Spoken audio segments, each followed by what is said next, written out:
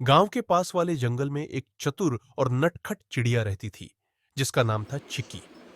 चिक्की बहुत ही मजेदार और शरारती थी। उसकी हरकतें गांव और जंगल के सभी जीवों के लिए मनोरंजन का कारण बनती थीं।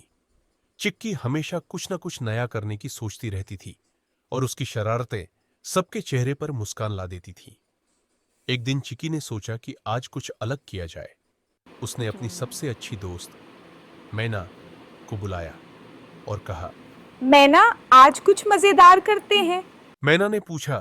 क्या सोचा है तुमने चिकी? चिक्की ने हंसते हुए कहा। चलो, आज हम किसान रामू काका के खेत में जाकर उनकी नई फसल का जायजा लेते हैं। दोनों दोस्त खेत की ओर उड़ चली।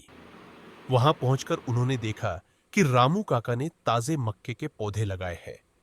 चिक्की ने शरारत से भरी आंखों से मैना की तरफ देखा और कहा। मैना, क्या तुमने कभी मक्का खाया है? मैना ने सिर हिलाते हुए कहा। नहीं, पर मैंने सुना है कि यह बहुत स्वादिष्ट होता है। चिक्की और मैना ने फौरन खेत में जाकर एक एक मक्का के दाने तोड़ लिए और खाने लगी। तभी रामू काका वहां आ पहुंचे और दोनों चिड़ियों को देखकर जोर से चिल्लाए। अरे तुम दोनों क्या कर रही हो? भागो यहां से। चिक्की ने मक्का की तरफ देखकर कहा। रामू काका, हम तो बस थोड़ी भूख मिटा रहे थे। रामू काका ने हंसते हुए कहा। तुम दोनों शरारती चिड़ियां हमेशा कुछ न कुछ कर देती हो। चिक्की और मैना ने फुर्र से उड़ान भरी और पेड़ पर जाकर बैठ गई। दोनों ने खूब हंसते हुए कहा। रामू काका का चेहरा देखना मजेदार था। अगले दिन चिक्की ने सोचा कि अब कुछ और मजेदार किया जाए। उसने गांव के बच्चे बबलू और सोनू को देखा जो पतंग उड़ाने की कोशिश कर रहे थे, लेकिन हवा न होने के कारण पतंग उड़ नहीं रही थी। चिक्की ने सोचा कि क्यों ना उनकी मदद की जाए। चिक्की ने पतंग की डोर को अपने पंजों में पकड़ा और जोर से उड़ान भरी। पतंग हवा में लहराने लगी और बबलू और सोनू खुशी से चिल्लाने लगे। वाह देखो, हमारी पतंग उड़ गई। बबलू ने कहा। धन्यवाद चिकी, तुम्हारी मदद के बिना यह संभव नहीं था। चिक्की ने हंसते हुए कहा। मुझे भी बहुत मजा आया। अब तुम लोग पतंग उड़ाओ और मजे करो। चिक्की और मैना ने बच्चों को खुश देखकर उड़ान भरी और एक नए साहसिक काम की योजना बनाने लगी। चिक्की की मस्ती यहीं खत्म नहीं हुई। एक दिन उसने जंगल के राजा शेर बाबू को मजाक करने का सोचा।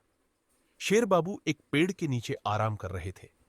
चिक्की ने धीरे धीरे उड़ते हुए शेर बाबू के कान में जाकर जोर से कांव कांव किया। शेर बाबू चौंक कर जाग गए और इधर उधर देखने लगे कि यह आवाज कहां से आई। शेर बाबू ने गुस्से में गरज कर कहा। कौन है जिसने मेरी नींद खराब की? चिक्की ने हंसते हुए कहा।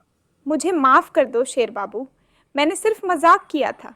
शेर बाबू ने चिक्की की चतुराई और हिम्मत को सराहा और हंसते हुए कहा। तुम सच में बहुत नटखट हो चिकी।